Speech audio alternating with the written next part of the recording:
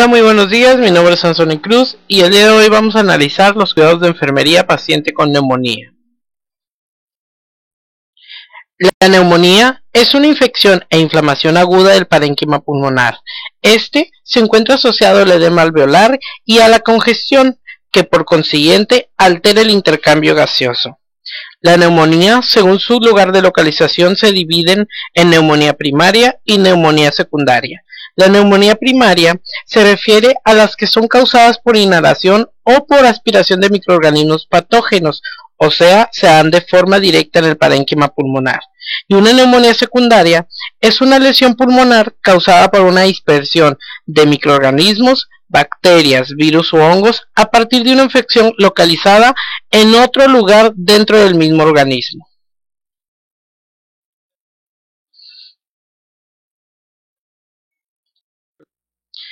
Las neumonías también se pueden clasificar según su origen en neumonía extrahospitalaria y neumonía intrahospitalaria. Para las neumonías extrahospitalarias no incluyen las primeras 48 a 72 horas después de su hospitalización. Si el paciente desarrolla signos y síntomas durante este periodo, se considera que estamos hablando de una neumonía comunitaria. En el caso de las neumonías intrahospitalarias o asociadas a la atención en salud, estas contemplan las 48 a 72 horas después de su hospitalización o ingreso o después del alta. Esto quiere decir que aunque el paciente haya sido dado de alta y se encuentre en su domicilio, es una neumonía asociada a la atención en salud. Dentro de los principales agentes etiológicos para las neumonías extrahospitalarias encontramos al Streptococcus pneumoniae, Haemophilus influenza, Legionella y Pseudomonas. Para los agentes etiológicos para neumonía intrahospitalaria encontramos Enterobacter, Escherichia coli, Haemophilus influenza, Klebsiella y Staphylococcus aureus. Dentro de los signos y síntomas que podemos encontrar en un paciente que tiene neumonía, se encuentra la taquipnea. La mayoría de los pacientes, según nuestra valoración, tienen por arriba de 25 respiraciones por minuto. Un mecanismo protector es el reflejo toxígeno, por tanto los pacientes que tienen neumonía tienen una tos productiva. La presencia de ruidos respiratorios adventicios como crepitantes o estertores, alteraciones en la coloración de la piel como palidez, cianosis generalizada, acrocianosis o cianosis peribucal. Alteraciones gastrointestinales y de la nutrición, por ejemplo anorexia, náuseas y vómito. Alteraciones del patrón del sueño y descanso, como el cansancio, debilidad e insomnio. Y por último, la cefalea. Dentro de la fisiopatología es importante destacar que el humano es el portador, el mecanismo de transmisión es aéreo, por tanto los padecimientos respiratorios son altamente contagiosos. El ser humano tiene diferentes mecanismos de defensa. Por ejemplo, los cornetes y vibrisas, estos se encuentran ubicados dentro de la nariz, son las vellosidades que nos ayudan a atrapar los microorganismos que buscan colonizar nuestras estructuras. Si el microorganismo es muy pequeño, este puede descender a las vías respiratorias bajas. Sin embargo, aquí tenemos otra estructura, el epitelio tracobronquial. Es el epitelio cilíndrico ciliado pseudoestratificado. Dentro de él hay una estructura muy importante, las células calciformes. Ellas son las encargadas de producir moco. El moco va a atrapar el microorganismo y a través de dos reflejos, tanto el reflejo nauseoso y el reflejo toxígeno, sobre todo el reflejo toxígeno, va a ser el encargado de expectorar la mucosidad con el microorganismo que busca colonizar nuestras estructuras. Sin embargo, ¿qué pasa cuando los microorganismos son muy pequeños? Estos descienden a las vías respiratorias bajas y pueden colonizar o intentar colonizar nuestras estructuras. El alveolo. Dentro del alveolo se encuentran los macrófagos. Estos van a ser los encargados de fagocitar al microorganismo y destruirlo. Sin embargo, en ocasiones el microorganismo puede colonizar las estructuras del parénquima pulmonar y desarrollar una neumonía. Dentro de los métodos diagnósticos tenemos la radiografía de tórax. La radiografía de tórax es uno de los métodos diagnósticos de elección. Esto nos van a ayudar a identificar la distribución de las estructuras. También nos puede ayudar a mostrar los abscesos múltiples, si existe enfisema, si hay infiltrados dispersos o localizados, infiltrados nodulares difusos o generalizados. Otro método diagnóstico es la broncoscopía con fibra óptica. Esta puede ser utilizada como método diagnóstico o como método terapéutico. La oximetría de pulso puede observar anomalías dependiendo de la extensión o la afección pulmonar y el trastorno pulmonar subyacente. Por ejemplo, una oximetría de pulso menor de 90% indica hipoxia insevera. Una tinción de Gram o cultivo es una recolección de esputo. Vamos a aspirar con una aguja de empiema el líquido pleural, transtraqueal, transtorácico y se puede utilizar también una biopsia pulmonar o un humocultivo para aislar el microorganismo causal y de esta manera determinar qué microorganismo fue el que colonizó el parénquima pulmonar.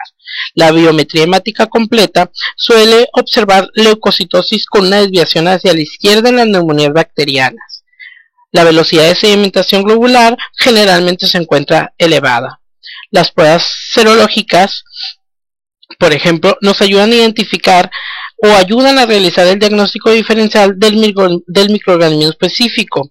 Las pruebas de función pulmonar nos ayudan a identificar el volumen. Los volúmenes pueden estar reducidos, la presión puede estar incrementada y la distensibilidad reducida. Los electrolitos específicamente nos ayudan a identificar las concentraciones de sodio o cloro y estas en su defecto podrían estar bajas.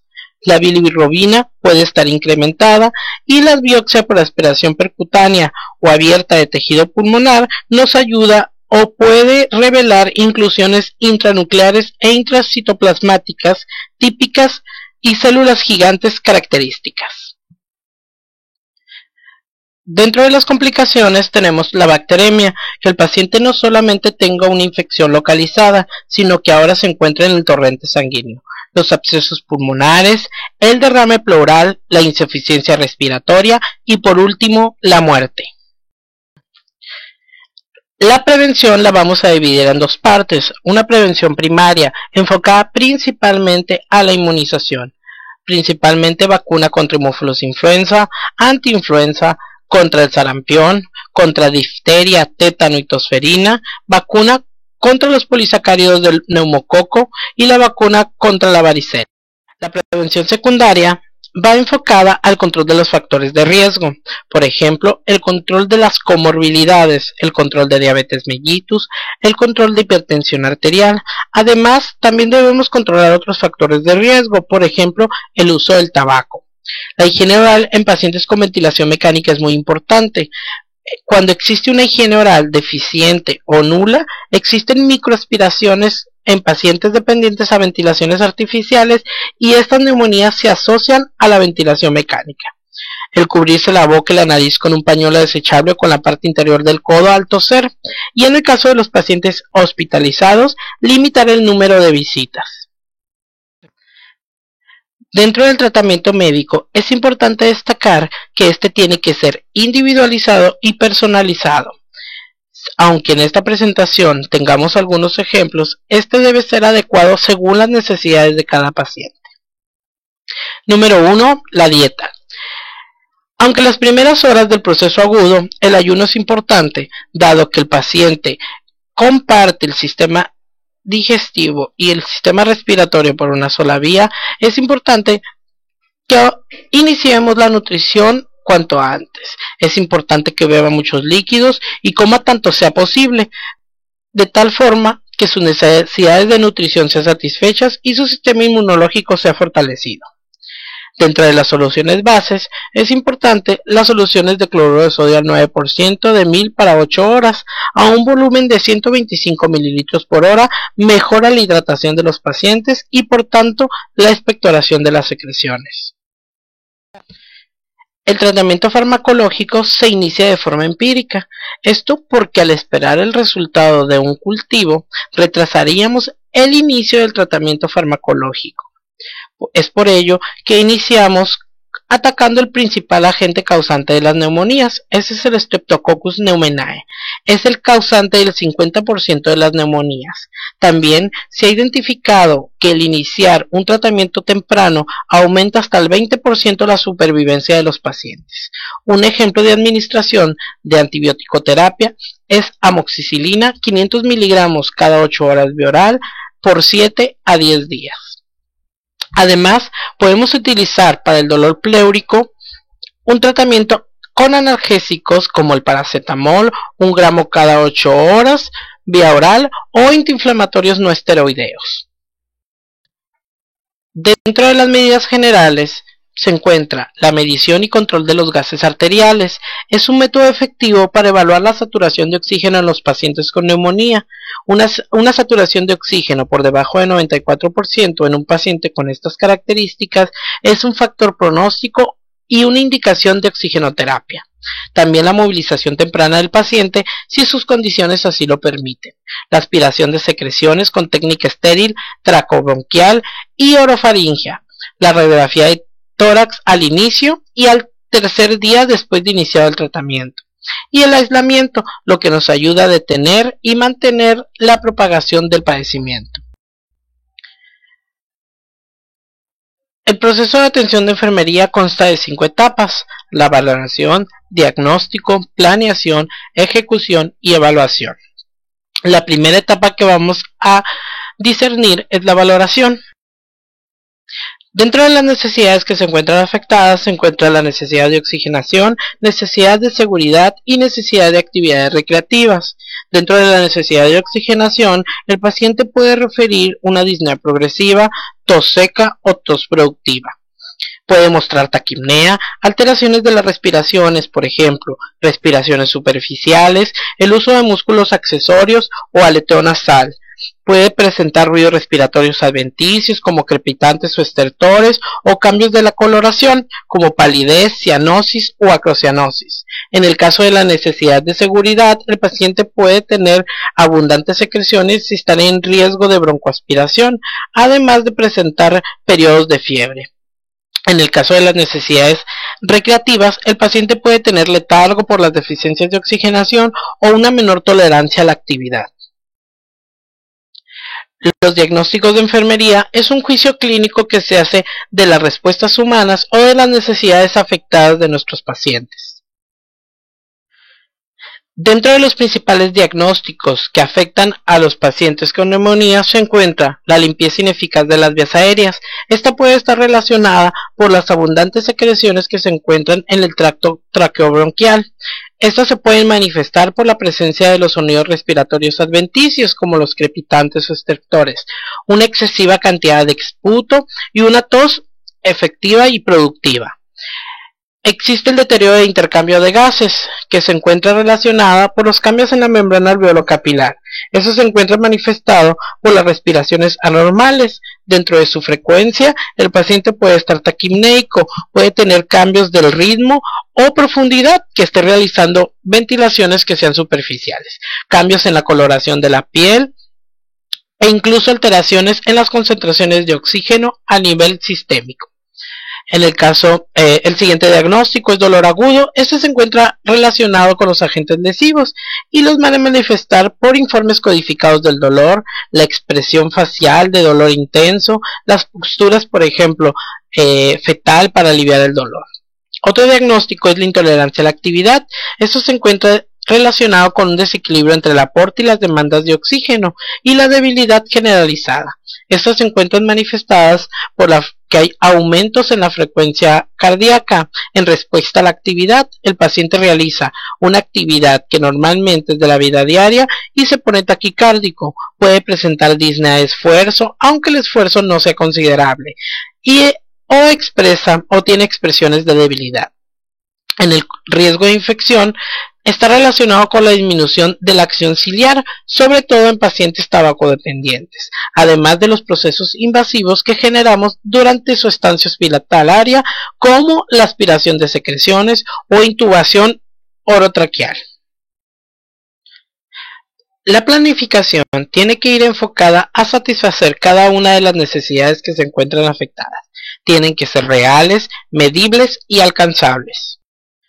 Para la limpieza ineficaz de las vías aéreas, el resultado que estamos esperando es que el paciente tenga un estado respiratorio, o sea, una permeabilidad de las vías aéreas. Para el deterioro del intercambio de gases, el resultado esperado es el intercambio gaseoso.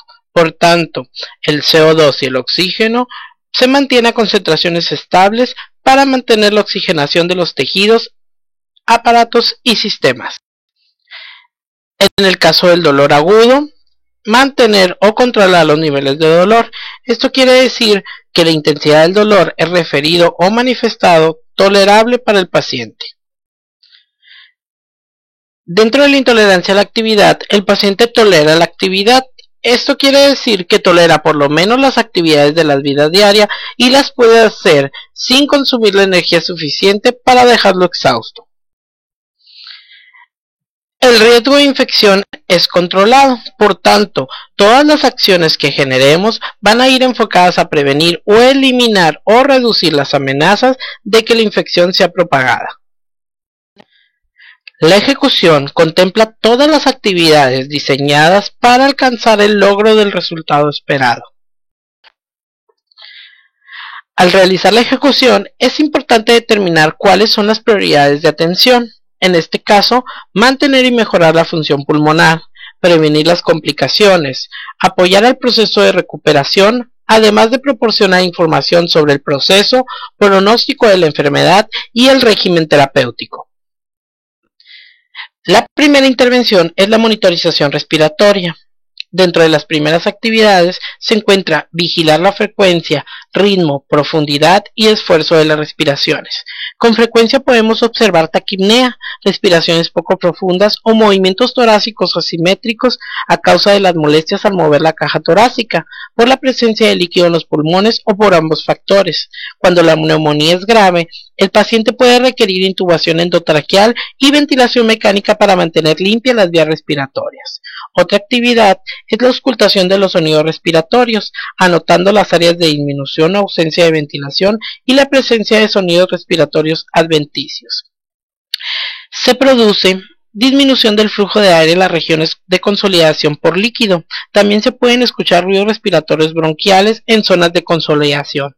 Se escuchan crepitantes y estertores a la inspiración, a la expiración o a ambos, y como respuesta a la acumulación de líquido, secreciones espesas y espasmos o obstrucción de la vía respiratoria. También tenemos que determinar las necesidades de aspiración, auscultando para ver si existen crepitantes o roncos en las vías principales.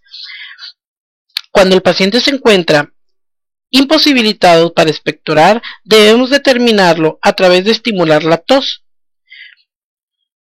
o limpiar las vías respiratorias aéreas en forma mecánica en pacientes incapaces de hacerlo por sí mismo a causa de tos inefectiva o por disminución en el nivel de conciencia.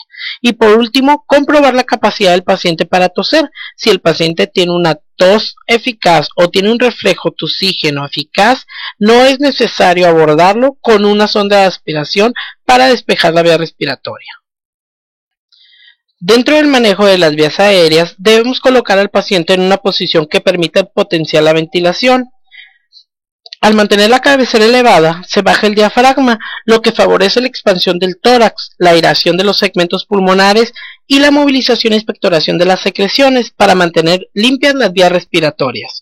Otra actividad es eliminar las secreciones fomentando la tososucción. La tos es un mecanismo natural de autolimpieza que ayuda a los cilios a mantener las vías respiratorias permeables. La inmovilización del pecho reduce el malestar y una posición erguida favorece un esfuerzo de tos más profundo y fuerte. La tos se asocia a neumonías y puede durar desde días hasta semanas, incluso meses. Ayudar a estimular al paciente durante la realización de la espirometría. Esta actividad nos ayuda a mejorar la captación de volumen de aire y por tanto mejorar la oxigenación. Siguiente actividad, realizar la aspiración endotraqueal o nasotraqueal según proceda. Este procedimiento nos va a ayudar a mantener las vías aéreas despejadas. Regular la ingesta de líquidos para optimizar el equilibrio de líquidos. Los líquidos son necesarios para reponer las pérdidas y ayuda a movilizar las secreciones. Algunos estudios han comprobado que la humidificación ambiental proporciona una ventaja mínima y puede mantener riesgos de propagación de las infecciones. Dentro de la oxigenoterapia, debemos preparar el equipo de oxigenación y administrarlo a través de un sistema calefactado y humidificado. El objetivo de oxigenoterapia es mantener la presión arterial de oxígeno por encima de 60 milímetros de mercurio. El oxígeno se administra por el método que aporte suficiente cantidad dentro de la tolerancia del paciente. Es importante administrar oxígeno suplementario si el paciente tiene oxigenaciones por debajo de 94%. Debemos vigilar el flujo de litros de oxígeno y la efectividad de este. Cambiar el dispositivo de aporte de oxígeno de máscara a cánulas nasales durante las comidas, permitiendo que el paciente pueda alimentarse de forma correcta. Es importante que durante el destete o los cambios de oxigenación valoremos la coloración de los pacientes. La cianosis de los lechos unguiales pueden representar vasoconstricción o la respuesta del organismo a fiebre o escalofríos. Sin embargo, la cianosis de los lóbulos de las orejas y de las mucosas o de la piel que rodea la boca es indicativa de hipoxemia sistémica. Debemos proporcionar oxígeno durante los traslados del paciente. Esto va a reducir el estrés y el exceso de estímulos, favoreciendo la oxigenación. Dentro del manejo del dolor, debemos realizar una valoración exhaustiva del dolor que incluya la localización, las características, la aparición, la duración, su frecuencia, calidad, intensidad o severidad del dolor. Factores que desencadenan también el dolor. Suele observarse cierto grado de dolor en el pecho de los pacientes que padecen neumonía. También puede ser un aviso de la aparición de algunas complicaciones, por ejemplo pericarditis o endocarditis. Debemos determinar la comodidad del paciente. A veces las medidas no analgésicas que se administran con suavidad pueden aliviar el malestar y potenciar los efectos terapéuticos de los analgésicos. Los pacientes implicados en medidas de control de dolor manifiestan independencia y sensación de mejoría en el estado general. Debemos controlar los factores ambientales que puedan influir en la respuesta del paciente o en el malestar. Por ejemplo, nos ayudan a disminuir el estrés y el exceso de estímulos dolorosos, por ejemplo, la luz, la temperatura, la iluminación o los ruidos. Debemos enseñar el uso de técnicas no farmacológicas y, si fuera posible, durante la actividad dolorosa, antes de que se produzca el dolor o que aumente, y junto con otras medidas, aliviar el dolor. El paciente debe estar cómodo con la cabecera de la cama elevada, durmiendo en una silla o inclinado hacia adelante o sobre una mesa auxiliar o apoyado en la almohada si así lo prefiere, y es una actividad que disminuye el dolor. Para el manejo de la energía, debemos seleccionar intervenciones que reduzcan la fatiga, utilizando combinaciones de categoría farmacológicas y no farmacológicas. Debemos determinar qué actividad y en qué medida es necesaria para aumentar la resistencia. Si son actividades que el paciente no necesita o que consumen demasiada energía y podemos darlas por alto en este periodo.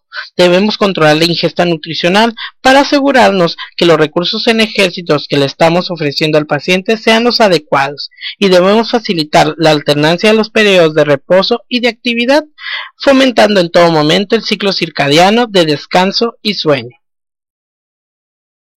Para el plan de alta, el paciente debe tener una ventilación y una oxigenación suficiente para cubrir las necesidades individuales. Esto quiere decir que el paciente satura de 95 al 100%. Se ha prevenido y minimizado las complicaciones, por ejemplo, el riesgo de infección. Se ha comprendido el proceso, el pronóstico y el régimen terapéutico. El paciente comprende cuáles son los signos y síntomas de alarma, cuál es su pronóstico y el tiempo de recuperación, y la efectividad del tratamiento clínico administrado. Se ha comprendido e iniciado los cambios de estilos de vida, por ejemplo, evitar el consumo de tabaco. Y el plan de alta se ha cumplido para cumplir las necesidades después del alta. Espero que esta presentación les haya gustado y muchas gracias.